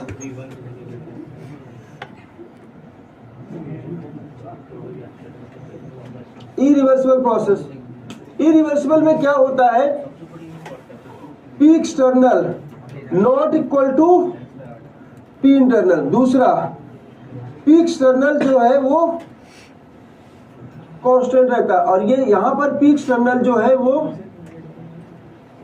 वेरिएबल रहता है। कैसे वेरी हो रहा है, यहाँ से दिख रहा है, यहाँ पर पी एक्सटर्नल कांस्टेंट होता है। क्योंकि पी एक्सटर्नल कांस्टेंट है, सो वर्क डन क्या हो जाएगा, माइनस पी एक्सटर्नल, इंटीग्रेट कर दो, क्योंकि पी एक्सटर्नल कांस्टेंट है, सो ये V2 माइनस V1 हो जाएगा। ये फॉर्मूला हो जाएगा इसका। और इरिवर्सिबल प्रोसेस का फॉर्मूला हमेशा यही रहेगा, P minus P external V2 minus V1 always.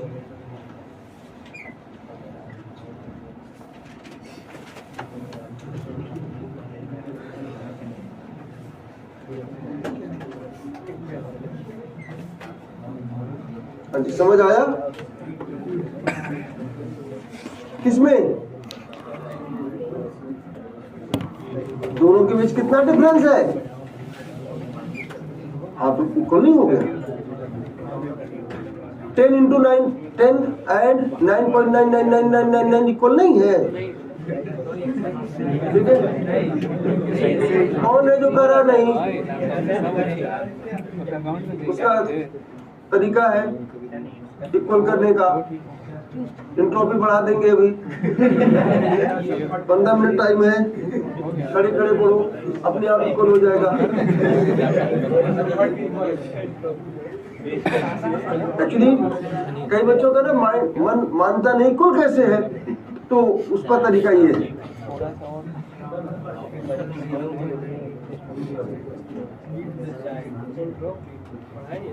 और आगे चल के तो ये तो छोड़ो, यहाँ तो बहुत ज्यादा क्लोजनेस है। आगे चल के 100 और 1, 100 प्लस 1 कितना होता है? 100। 100 प्लस 1 इक्वल टू 100 पूरे आयनिक इक्विलिब्रियम में यूज होगा। अप्रोक्सीमेशन बोलते हैं उसे। और अगर आपने 1 जोड़ दिया क्वाड्रेटिक बन जाएगा, सॉल्व नहीं होगा क्वेश्चन। इससे बचने का तरीका 100 प्लस 1 इक्वल टू 100। तो जब आप 100 प्लस 1 100 कह सकते हैं, फिर तो ये तो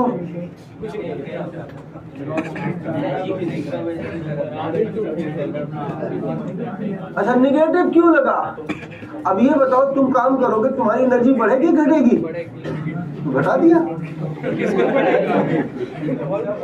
नहीं, सिस्टम वर्क करेगा, उसी रेफरेंस में आया है, work done by the system. अगर सिस्टम वर्क करता है तो सिस्टम की एनर्जी डिक्रीज होती है, इसलिए निगेटिव साइन यूज किया गया है। चलो क्वेश्चन लिखो। कितना टाइम हुआ? 50 हो गया ना? 10 मिनट।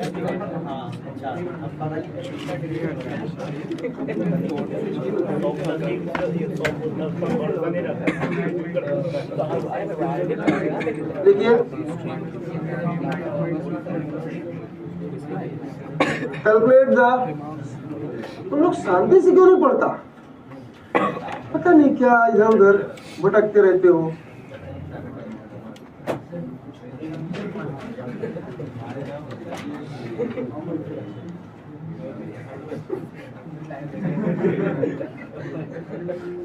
बात तो सही है, सब एक्साइटेड स्टेट में रहते हैं, ग्राउंड स्टेट में रहते ही नहीं।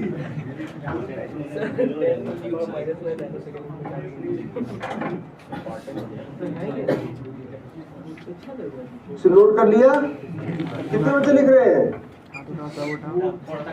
सही लिख रहे हो?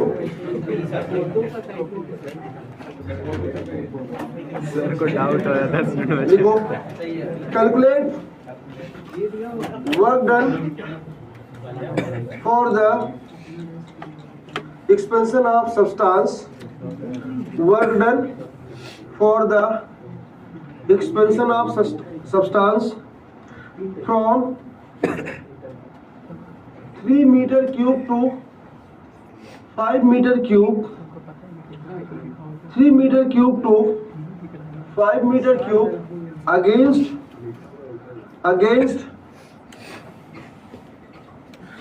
constant pressure equal to 10 to power 5 Pascal and variable pressure pressure equal to 10 plus 5 V pascal.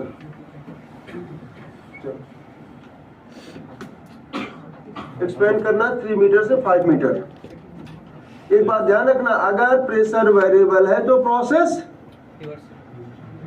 Reversible, अगर प्रेशर कांस्टेंट है तो हाँ।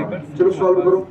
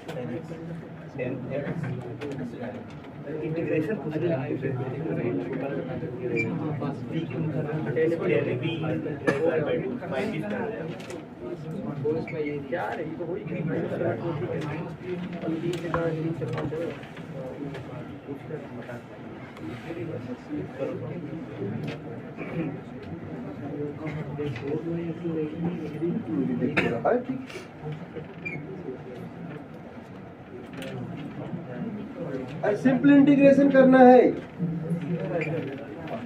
पहले में तो कुछ करना नहीं है, पहले फॉर्मूला लगा दो सीधे आंसर आ जाएगा। फर्स्ट तो ये आपको पहचानना आना चाहिए। जैसे बोल रहा हूँ पी एक्सटर्नल अगर कांस्टेंट है तो प्रोसेस रिवर्सिबल, और रिवर्सिबल के केस में वर्क डन का फॉर्मूला फिक्स है। कोई भी सॉल्यूशन हो हमेशा यही लगेगा, कोई भी केस हो ये लगेगा।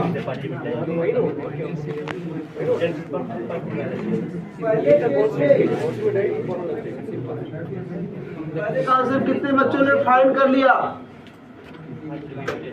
लगता नहीं था। वैसे पहला तो सीधा सीधा है। पहले केस में पी एक्सटर्नल कांस्टेंट दिया है, सो प्रोसेस इरिवर्सिबल हो जाएगा। W irreversible minus P external, ये हुआ। पी एक्सटर्नल कितना है? 10 to power 5, 5 minus 3, 2 into 10 to power 5 joule हुआ। हो गया। दूसरा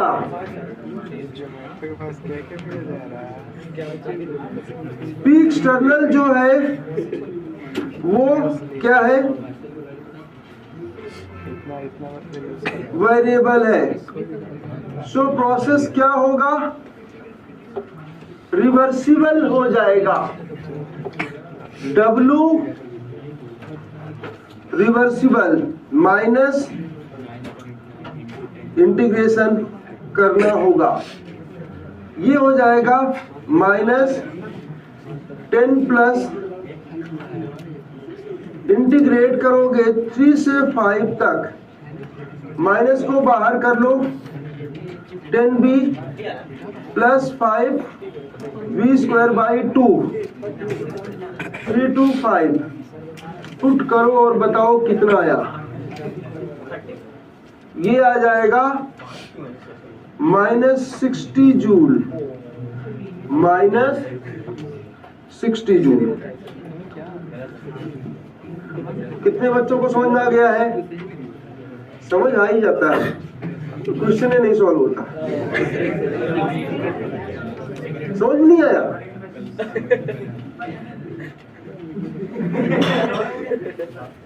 तो क्या नहीं समझ में आया?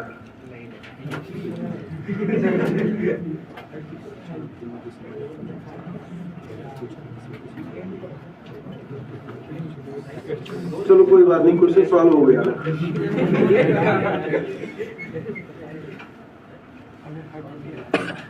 देखो इस बात को समझना पड़ेगा, रिवर्सिबल एंड इरिवर्सिबल।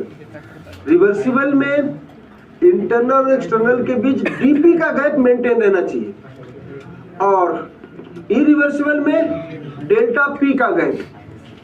मींस अगर इंटरनल और एक्सटर्नल के बीच टेंडिंग टू जीरो का गैप है, वो गैप मेंटेन है, तो वो आपका रिवर्सिबल।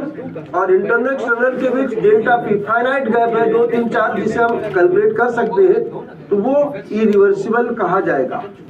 नेक्स्ट लिखो, ये तो पहला टर्म था work done. Next heat exchange. Next लिखो heat exchange.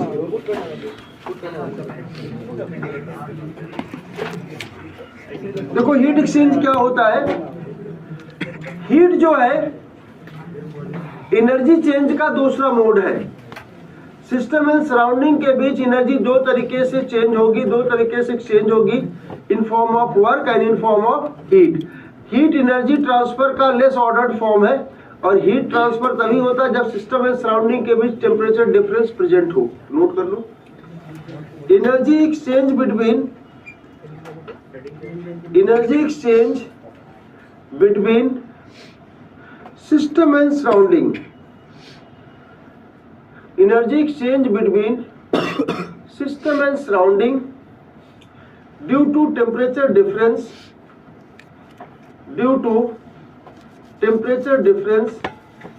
is known as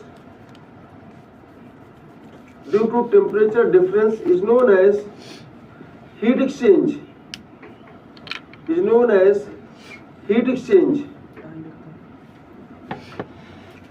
It is a path function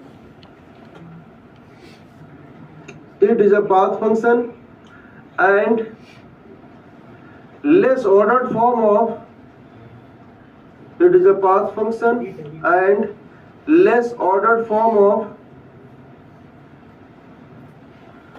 energy transfer.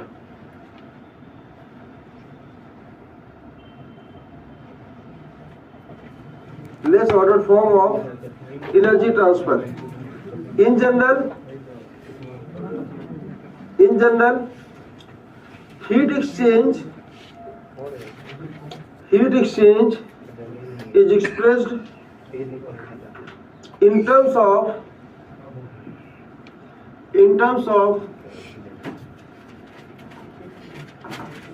heat capacity.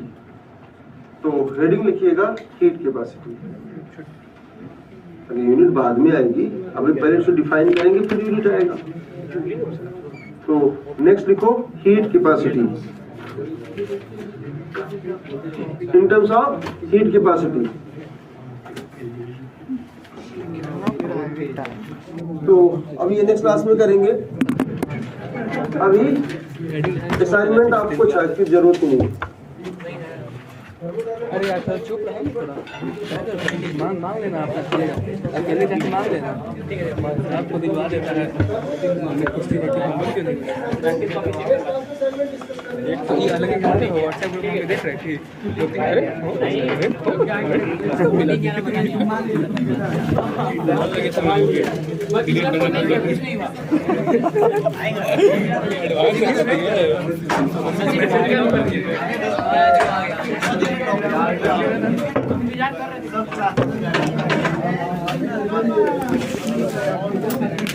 भाई क्या दे रहा है?